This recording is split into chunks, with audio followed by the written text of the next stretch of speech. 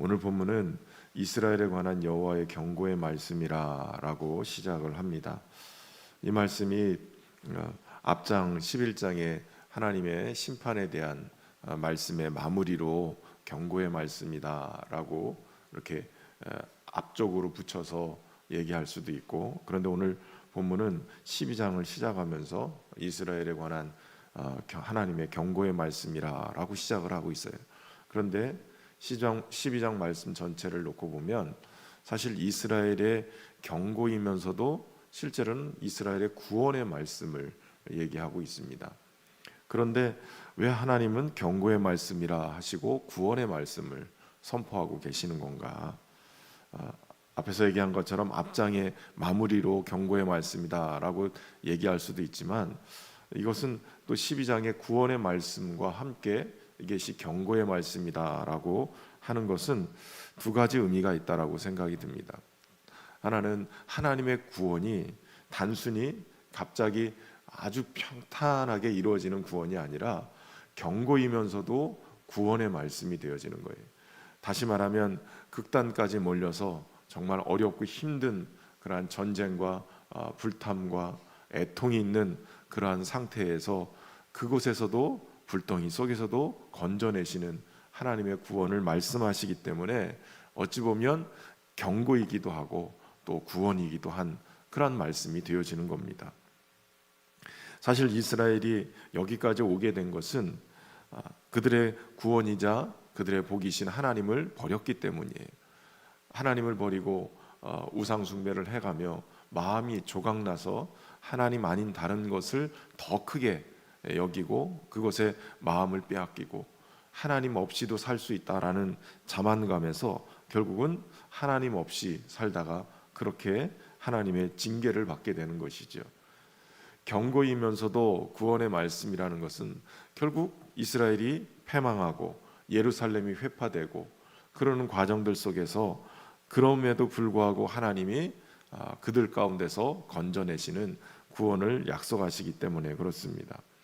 하나님의 경고의 말씀이라고 얘기하시면서 하나님을 소개하고 있어요. 하나님은 곧 하늘을 펴시며 땅에 터를 세우고 사람 안에 심령을 지으신 분이라는 거예요. 하늘을 펴고 또 땅에 터를 세우고 사람의 심령을 지었다. 창조주 하나님이시다라는 것이죠.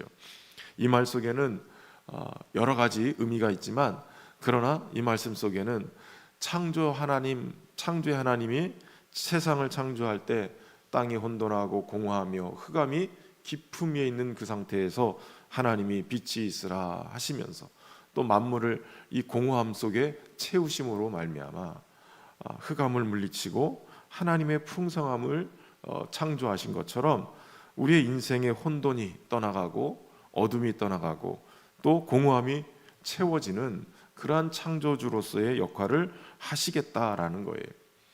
아울러서 경고의 말씀이라고 했을 때는 이 말씀은 창조하신 그 하나님이 어둠도 떠나가고 다 떠나가게 하시지만 새롭게 하심, 다시 말하면 혼돈스러운 이 땅에서 하나님이 얼마든지 새롭게 창조하실 수 있는 분이시다라는 거예요. 다 쓸어버려도 다 불태워버려도 하나님은 새롭게 하실 수 있는 분이시라는 거예요. 그렇기 때문에 오늘 창조주 하나님을 우리가 먼저 고백하고 인정하는 것이 필요합니다. 그리고 그 하나님의 말씀은 반드시 성취된다는 거예요. 하나님의 입에서 나간 말은 하나님의 뜻을 이루고 하나님의 하신 일들을 성취하시고 그리고 돌아오는 거예요. 말씀이신 예수 그리스도는 하나님의 뜻을 따라서 말씀을 성취하기 위해 이 땅에 오셨고 십자가에 죽으시고 부활하심으로 하나님의 뜻을 완벽하게 성취하시고 하늘에 오르신 거예요. 그러니까 하나님의 말씀은 창조의 능력이 있을 뿐만 아니라 하나님의 말씀은 하나님의 뜻을 이루는 성취의 말씀인 거예요. 하나님의 말씀이 선포되어질 때 또 우리의 심령에 떨어질 때 그 말씀은 결국 하나님의 뜻을 이루게 될 줄로 믿습니다. 이 아침에 하나님의 말씀을 받고 하나님의 뜻이 우리 속에 성취되는 풍성한 열매가 맺혀지는 은혜가 있기를 주의 이름으로 축원합니다. 하나님의 약속 속에 중요한 것 하나는 예루살렘을 그 사면 모든 민족이 취하려고 달려든다는 거예요. 그래서 예루살렘을 에워싸고 유다를 다 에워싸고 그러고선 전쟁을 벌이게 되어지는데, 사실 이것은 이렇게 에워싸임을 당하는 예루살렘 유다 입장에서는 하나님의 심판인 거예요. 그럼에도 불구하고 이것이 하나님의 경고와 더불어서 구원의 말씀이 되어지는 것은 정신 차리면 사는 거예요. 하나님께로 돌아가면 그럼에도 불구하고 사는 역사가 있는 거예요. 경고한다는 얘기는 아직 기회가 있다는 거예요. 하나님의 경고를 잘 받아들이면 그 기회를 선용해서 하나님이 살리시는 이 구원의 말씀 속으로 가는 거예요. 당장 보기에는 하나님의 구원의 말씀이 눈앞에 보이는 에워싸고 있는 군사들로 인해서 아무것도 안 보이고 하늘이 무너지는 것처럼 보여도, 여러분, 구원은 좁은 문으로 가는 거예요. 좁아 보이고 사람들이 가지 않는 그러한 길처럼 보여도, 그러나 그 구원의 길인 말 그대로 그 길을 따라가면 사망의 음침한 골짜기처럼 보여도 사는 길이 열리는 거예요. 목자의 인도함을 제대로 받고 살면 사는 역사가 일어나게 될 줄로 믿습니다. 주의 말씀은 내 발의 등이요 내 길의 빛이라고 그랬는데, 이 내 발의 등이요 내 길의 빛이라는 것이 사실은 굉장히 말씀을 붙들고 사는 삶의 자리 속에는 처음에는 이게 발에 커다란 전등이나 이런 요즘은 이 빛보다 더 큰 그러한 빛 같은 후레쉬가 랜턴도 등장을 하지만, 그러나 내 발의 등이요 내 길의 빛이라고 그랬을 때는 처음에는 내 발의 등이 정말 청사초롱 이렇게 조그맣게 발치고 가는 것처럼 정말 한 발자국 한 발자국 움직이기도 힘들 때가 있어요. 처음에 하나님의 말씀이 이런 애워싸움을 당할 때는 한 걸음 한 걸음 옮기기가 너무 힘든 거예요. 그러나 하나님의 말씀대로 순종하고 한 걸음 한 걸음만 뛰어도 결국 밝은 빛 가운데로 인도하시는 거예요. 그래서 하나님의 말씀을 듣고 따라가는 길이 중요합니다. 한 걸음 한 걸음 주의 말씀의 빛을 따라서 향해 갈 수 있기를 주의 이름으로 축원합니다. 예루살렘을 치러 만국에서 몰려들 때, 그때 하나님은 도리어 그들에게 예루살렘이 무거운 돌이 되게 하고, 또 그들을 예루살렘을 치러 온 군병들의 말 탄 자들을 말이 미쳐서 말에 눈이 멀어서, 그래서 제대로 이 전술을 펼 수 없고 예루살렘을 칠 수 없게 만드시겠다고 약속하시는 거예요.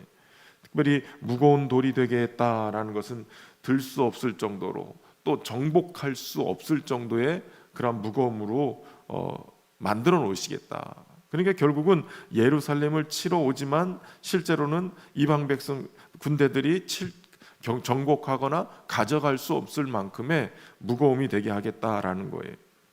하나님께서 이렇게 무거운 돌이 되게 하겠다라는 이것은 바위 반석으로 볼 수 있는데, 궁극적으로는 예수 그리스도를 상징해요. 교회의 머릿돌 되시는, 성전의 머릿돌이 되시고 그 무거운 돌이 되시는 예수 그리스도가 좌정하시면, 여러분, 우리의 심령에 주님이 좌정하시면 무거운 돌이 돼서 또한 대적들이 치고 그것을 가져가려고 해도 가져갈 수가 없는 거예요. 여러분, 교회는 음부의 권세가 이기지 못해요. 교회는 저와 여러분 한 사람 한 사람이에요. 예수 그리스도가 우리 안에 좌정하고 계시면 어떠한 마귀의 권세가 치러 와도 흔들 수 없는 거예요. 가져갈 수 없는 거예요. 음부로, 이 지옥으로 끌고 가려고 해도 절대로 옮길 수 없는 거예요. 하나님의 사랑이 예수 그리스도 안에 우리를 꽉 붙들어 매고 있기 때문에 강력하게 승리하게 될 줄로 믿습니다. 하나님께서 그렇게 예루살렘을 지키시고 무겁게 어떤 곳으로도 옮길 수 없게 만들어 가시는 거예요. 그런데 그런 과정들 속에서 백성들은 아는 거죠. 예루살렘 주민들은 여호와 하나님께서 여호와 하나님께서 지키시기 때문에, 무겁게 하셨기 때문에 결국 이것을 들어 옮길 수 없다라는 것을 깨닫고 그들의 마음은 여호와로 말미암아서 즐거워하게 되는 거예요. 다시 말하면 하나님의 역사하심을 눈으로 보게 되는 거죠.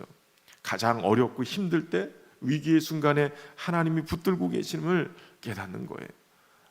하나님이 나와 함께 하시는구나, 하나님이 나의 삶 속에 역사하고 계시는구나. 말씀을 붙들고 따라가다 보면 하나님의 역사하심이 순간순간 보이는 거예요. 그래서 하나님으로 말미암아 힘을 얻고 하나님으로 말미암아 즐거움을 얻고 살게 되는 것이죠. 저는 소망하기는 우리 성도들의 삶 속에 하나님으로 말미암아 힘을 얻고 하나님으로 말미암아 즐거움을 얻는 그러한 구원과 회복의 역사가 일어나기를 주의 이름으로 축원합니다. 그런데 하나님께서 이 구원을 펼쳐나가시는 과정 속에 중요한 한 가지 방법이 있어요. 보니까 민족들을 불사르겠다라고 말씀하세요. 불을 통해서 살아버리겠다라는 거예요. 그들을 건져내시는데 불을 통해서 살아내세요. 불로 태워버려서 대적들을 살을 것을 얘기합니다. 사실 불은 성도들에게도 불같은 시험을 경험할 때가 있어요. 그러니까 불덩이에, 아예 불구덩이에 들어가는 경우가 있는 거예요. 그래서 다 살아버려요. 그런데 여러분, 불 같은 연단을 받을 때 그 불 같은 연단은 나의 존재를 완전히 불태워서 없애버릴 수도 있지만, 내가 하나님 앞에 금과 같은 믿음으로, 보석과 같은 믿음으로 서게 되면 도리어 내 안에 있는 불순물들, 불신앙과 불순종과 이런 것들을, 죄덩어리들 다 불태워버리고 나를 정말 순도 100%의 순금덩어리가 되게 만든다는 거예요. 불같은 시험이 와도 금과 같은 믿음만 가지고 있어도 다 태워버려도 믿음만 남는 거예요. 정말 주님이 그걸 귀중하게 보시는 거죠. 다니엘의 세 친구가 왕의 금신상에 절하지 아니하고 풀무불 7배나 더 뜨겁게 만든 풀무불 가운데로 들어갔어요. 여러분, 불은 모든 걸 사르지만 그러나 7배나 더한 이 풀무불로 들어간 이 다니엘의 세 친구는 3명이 들어갔는데 한 사람이 더 있었어요. 밖에서 보니 한 사람이 더 있는 것을 보고 급하게 불러내니까 그곳에 함께했던 분, 구약에 나타난 예수 그리스도라고 얘기해요. 그들이 타지 않았어요. 그들을 붙들고 갔던 군사들이 다 불태워졌는데 도리어 들어간 사람들은 탄 냄새도 나지 않았다는 거예요. 그것은 무엇을 상징하냐면 바벨론의 포로로 끌려간 이스라엘 백성들이 믿음으로 살아야 된다는 거예요. 뜻을 정하여서 하나님만을 섬기겠노라고 믿음으로 살아내면 불구덩이 같은 그러한 곳에서도 주님이 함께 하셔서 머리털럭 하나도 상하지 않도록 지키시겠다는 거예요. 인생에 지금 불구덩이를 경험하고 있다면 오늘 믿음을 끝까지 붙드세요. 우리와 함께 동행하시는 그 주님을 붙드십시오. 무거운 돌 되시는 주님을 나의 왕으로 모시고 주님이 내 인생을 꽉 붙들고 가실 수 있도록 그렇게 나가면 하나님께서 지키시고 보호하시고 인도하실 줄로 믿습니다. 여러분, 믿음의 무게가 뭔지 아세요? 믿음의 무게가 예수 그리스도를 다 붙들고 있기 때문에 흔들리지 않는 거예요. 그 믿음이 우리 안에 있기를 주의 이름으로 축원합니다. 또 하나의 방법은 하나님께서 다윗과 예루살렘의 주민의 마음에 그 은총과 간구하는 심령을 부어주신다는 거예요. 은총을 부어주신, 우리말로 표현하면 은혜를 부어주시는 거예요. 그리고 간구하는 심령을 부어주신다는 거예요. 10절 이하부터는 계속해서 애곡한다, 애통한다, 통곡한다, 계속 이 엄청난 환난 속에서 애통하는 얘기를 부어주고 있어요. 근데 여러분, 애통이 이게 너무 큰 환난 속에서 슬픔을 경험하기 때문에 애통이라고 표현할 수 있어요. 심판대 앞에서 엄청난 환난 속에 애통할 수 있어요. 그런데 앞에서 은총과 간구하는 심령을 부어주셨다, 그래서 이런 애통이 일어났다라고 얘기할 때는 이건 부흥이 일어난다는 얘기예요. 엄청난 환난 속에서도 하나님의 은혜가 부어지고 간구하는 심령이 부어졌을 때 부흥이 일어나고, 그 부흥은 하나님으로부터 떠나고 하나님으로부터 멀어져서 죄 짓고 살았던, 그래서 심판당할 수밖에 없었던 그 환경에 하나님 앞에 회개하고 통곡하는 그런 애통과, 더 나아가서는 하나님의 은혜를 갈구하는 갈망의 기도가 올려드리는 거예요. 그래서 항상 부흥의 시대가 일어날 때는 그 부흥 속에는 엄청난 애통이 있어요. 그 애통 속에 부어주시는 하나님의 은혜가 어떤 고난도 뚫고 나갈 수 있는 그러한 동력이 되어지는 거예요.